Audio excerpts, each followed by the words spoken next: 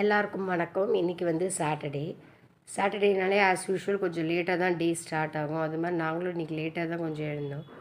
எழுந்தவுடனே indoor பிளான்ஸ்க்கெலாம் கொஞ்சம் தண்ணி ஊற்றியாச்சு. வீக்லி ட்வைஸ் தான் இன்டோர் பிளான்ஸ்க்கு வந்து ஸ்ப்ரே மாதிரி பண்ணிவிடுவேன்.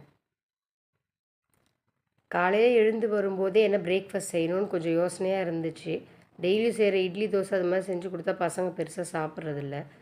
சரி, அதனால் நேற்று கடைக்கு போயிருக்கும்போது பேன்கேக் பேட்டர் ஒன்று வாங்கிட்டு வந்திருந்தேன். அதை செய்யலான்னு ப்ரிப்பேர் பண்ண ஸ்டார்ட் பண்ணும்போதே தம்பி எழுந்து வந்துட்டு, நான் பண்ணுறேன் மம்மி டானியாக்கு, நான் பண்ணுறேன்னு சொல்லி ரொம்ப ஆர்வமாக வந்து ஹெல்ப் பண்ணாங்க. இவங்க இதெல்லாம் பெருசாக சாப்பிட மாட்டாங்க. இவங்க இட்லி தோசை அது மாதிரி தான், ஃபுல்லி சவுத் இண்டியன்.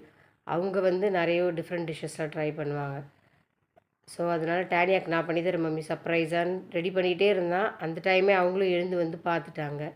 பார்த்தோன்னே அவங்களுக்கு சூப்பர் எக்ஸைட்டடாக ஆகிட்டு போய் நான் ஃப்ரெஷ்அப் ஆகிட்டு வரேன் மம்மி சாப்பிட்றதுக்குன்னு.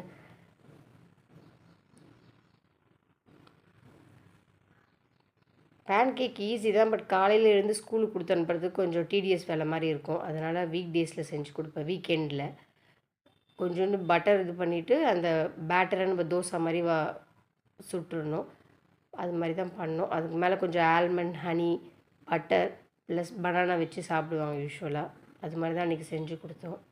அவங்க டேடியும் மீன்வெயில் எழுந்து வந்து இந்த ஆல்மண்ட்லாம் கிரேட் பண்ணுறதுக்கு ஹெல்ப் பண்ணாங்க. ஃபுல்லாக அவங்க அக்காவுக்கு ப்ரிப்பேர் பண்ணி கொடுக்குறது கூடயே நின்றுட்டு இருந்தாங்க. செஞ்சு அவங்க அக்காவுக்கு அவங்களே எடுத்துகிட்டு போய் தந்தாங்க. அதை சாப்பிட்டோடனே அவங்க அக்காவுக்கும் ரொம்ப பிடிச்சிருந்துச்சு. சரி நீயும் கொஞ்சம் ட்ரை பண்ணிடான்னு அவங்க அப்பா அவங்களுக்கு கொடுத்தாங்க. அதை சாப்பிட்டோன்னே அவனுக்கும் ரொம்ப பிடிச்சிருந்துச்சு. சரி, அதனால் ஃபஸ்ட் டைம் செய்யும்போது 2-3 தான் செஞ்சுருந்தேன் அவங்களுக்காக மட்டும். பிகாஸ் அவங்க மட்டும்தான் சாப்பிடுவாங்க. அதுக்கப்புறம் திருப்பி இன்னொரு வாட்டி ப்ரிப்ரேஷன் பண்ணி பேட்டர்லாம் ரெடி பண்ணி இவங்களுக்கு ஒரு 2-3 சுட வேண்டியதாகிடுச்சு. ஃபஸ்ட்டு வேண்டான்ட்டாங்க. அப்புறமா டேஸ்ட் பண்ணி பார்த்துட்டு எனக்கு வேணும்னதுனால திருப்பியும் எல்லாமே ரிப்பீட் ப்ரொசீஜரில் போய் எல்லாத்தையும் திருப்பி செஞ்சு அவங்களுக்கு கொடுத்தோம். அவங்களும் சாப்பிட்டாங்க.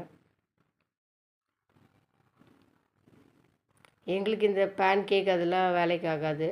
ஸோ அதனால் நாங்கள் ஆஸ் யூஷுவல் எப்பயும் மாதிரி எங்களுக்கு தோசை செஞ்சுக்கிட்டோம். தோசை செஞ்சு நேற்று நைட்டு சிக்கன் கிரேவி பண்ணியிருந்தேன். அந்த கிரேவி கொஞ்சம் இருந்துச்சு. அதையே வச்சுட்டு நாங்கள் தோசை சாப்பிட்டுட்டோம். இப்படி தான் எங்களோட சாட்டர்டே மார்னிங் முடிஞ்சிச்சு. பாய்.